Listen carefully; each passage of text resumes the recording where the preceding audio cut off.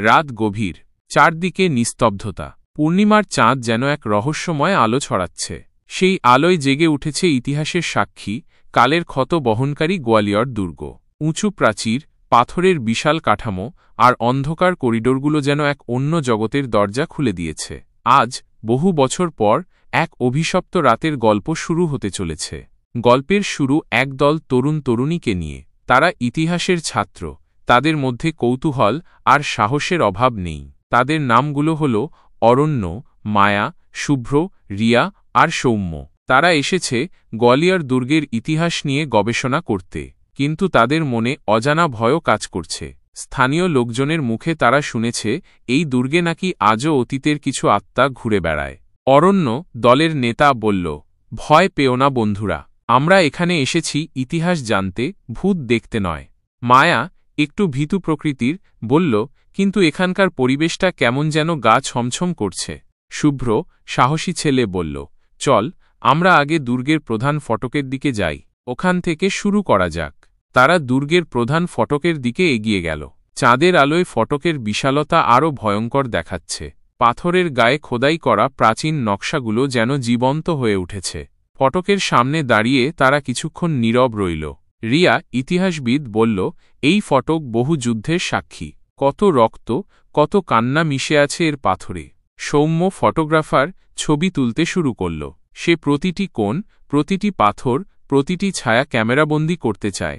তারা দুর্গের ভেতরে প্রবেশ করল। অন্ধকার করিডোরগুলো যেন এক গোলকধাঁধা। তাদের পায়ের শব্দ প্রতিধ্বনিত হয়ে আরও ভয়ের সৃষ্টি করছে।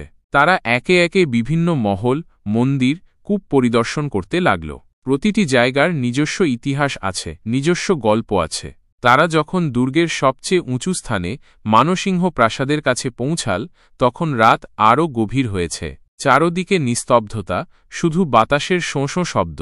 হঠাৎ মায়া চিৎকার করে উঠল, দেখো ওই দিকে। সবাই সেদিকে তাকাল। দূরে একটি ছায়া মূর্তি দেখা যাচ্ছে। চাঁদের আলোয় অস্পষ্ট, কিন্তু স্পষ্টতই মানুষের মতো।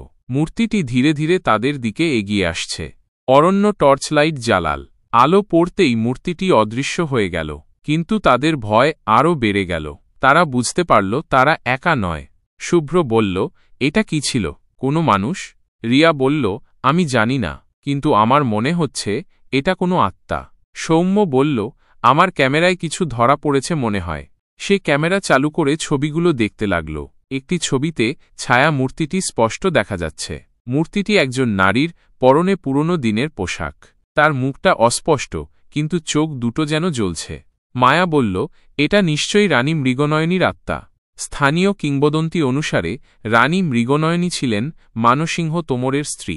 তিনি ছিলেন একজন সাহসী যোদ্ধা এবং সঙ্গীতশিল্পী। তার অকাল মৃত্যু হয় এবং শোনা যায় তার আত্মা আজও দুর্গে ঘুরে বেড়ায়। অরণ্য বলল, এটা শুধু কিংবদন্তি, এর কোনো প্রমাণ নেই। কিন্তু তাদের মনে ভয় আরও গভীর হল। তারা দ্রুত সেখান থেকে চলে যেতে চাইল, কিন্তু পথ যেন হারিয়ে গেছে। অন্ধকার করিডোরগুলো তাদের চারদিকে ঘুরপাক খাচ্ছে। হঠাৎ তারা একটি বন্ধ দরজার সামনে পৌঁছাল।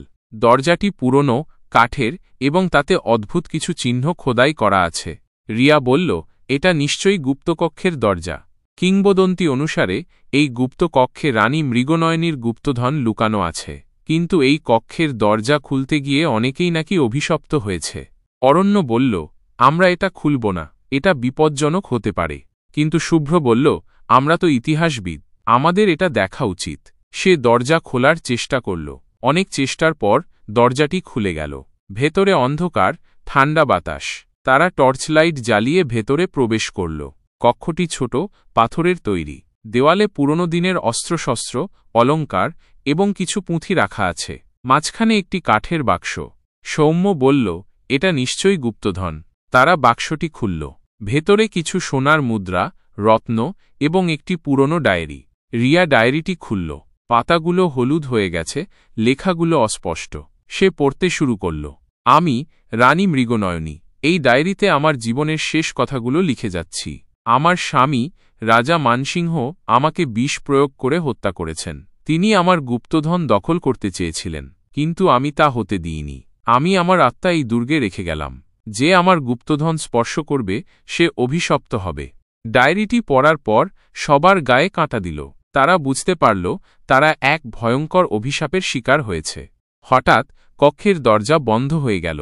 চারদিকে অন্ধকার, ঠান্ডা বাতাস। তারা চিৎকার করতে লাগল, কিন্তু কেউ তাদের শুনতে পেল না।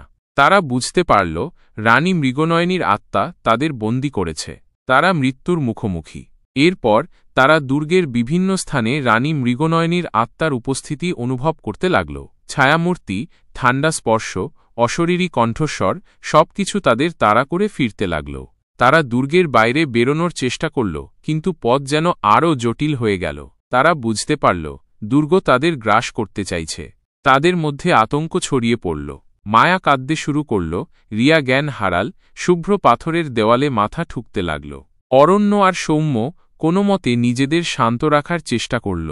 তারা বুঝতে পারল ভয় পেলে চলবে না। তাদের বুদ্ধি খাটিয়ে এই অভিশাপ থেকে মুক্তি পেতে হবে। তারা ডায়েরিটি আবার পড়ল। সেখানে লেখা ছিল রানী মৃগনয়নীর আত্মা তখনই মুক্তি পাবে যখন তার গুপ্তধন দুর্গের বাইরে নিয়ে যাওয়া হবে। অরণ্য বলল, আমাদের এই গুপ্তধন দুর্গ থেকে বের করতে হবে, কিন্তু কিভাবে? দুর্গের দরজা তো বন্ধ, চারদিকে রানী মৃগনয়নীর আত্মা। সৌম্য বলল, আমরা যদি দুর্গের গোপন পথগুলো ব্যবহার করি তাহলে হয়তো বেরোতে পারব। তারা দুর্গের গোপন পথগুলো খুঁজতে শুরু করল। অনেক খোঁজাখুঁজির পর তারা একটি গোপন সুড়ঙ্গের সন্ধান পেল। সুড়ঙ্গটি দুর্গের বাইরে জঙ্গলের দিকে গেছে। তারা সুড়ঙ্গ দিয়ে হাঁটতে শুরু করল। অন্ধকার, স্যাঁতস্যাঁতে, কিন্তু তারা আশা হারাল না। অনেকক্ষণ হাঁটার পর তারা সুড়ঙ্গের শেষ প্রান্তে পৌঁছাল। তারা দুর্গের বাইরে জঙ্গলের মধ্যে বেরিয়ে এল। তারা হাঁপাতে লাগল, কিন্তু তাদের মুখে স্বস্তির হাসি। তারা বুঝতে পারল তারা মৃত্যুর মুখ থেকে ফিরে এসেছে। তারা রানী মৃগনয়নীর গুপ্তধন নিয়ে জঙ্গলের গভীরে চলে গেল। সেখানে তারা একটি পুরনো মন্দিরের সন্ধান পেল।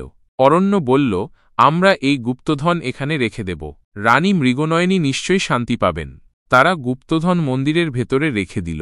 এরপর তারা গোয়ালিয়র শহর ছেড়ে চলে গেল। তাদের জীবনে ঘটে যাওয়া ভয়ঙ্কর অভিজ্ঞতা তাদের চিরকাল তাড়া করে ফিরবে। তারা বুঝতে পারল ইতিহাস শুধু বইয়ের পাতায় লেখা থাকে না, তা জীবন্ত হয়ে ওঠে। গোয়ালিয়র দুর্গ আজও ইতিহাসের সাক্ষী হয়ে দাঁড়িয়ে আছে। রাতের অন্ধকারে চাঁদের আলোয় আজও হয়তো রানী মৃগনয়নীর আত্মা ঘুরে বেড়ায়। আজও হয়তো কেউ তার অভিশাপের শিকার হয়।